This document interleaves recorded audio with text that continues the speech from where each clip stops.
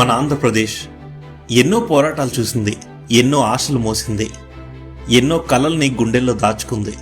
ఇవాళ వెనక్కి తిరిగి చూస్తే మనం ఎంత దూరం వచ్చామో అర్థమవుతుంది.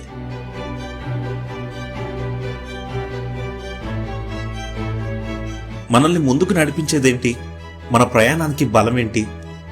భవిష్యత్తుపై నమ్మకం, అభివృద్ధిపై ఆశ. మనం ఎక్కడ ఆగిపోలేదు.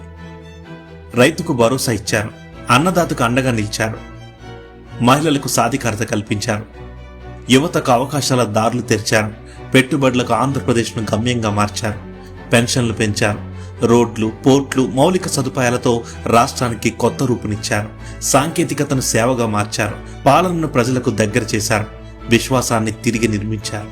కానీ ఇది ముగింపు కాదు, ఇది కేవలం ప్రారంభం మాత్రమే. ఇంకా చేరాల్సిన లక్ష్యాలు ఎన్నో ఉన్నాయి. ప్రతి రైతు నవ్వే వరకు, ప్రతి యువకుడికి అవకాశం దొరికే వరకు, ప్రతి మహిళ ధైర్యంగా ముందుకు నడిచే వరకు, ప్రతి కుటుంబం భద్రంగా జీవించే వరకు ఈ ప్రయాణం ఆగదు. ఎందుకంటే ఇది కేవలం పాలన కాదు, ప్రజలతో చేసిన ఒక వాగ్దానం.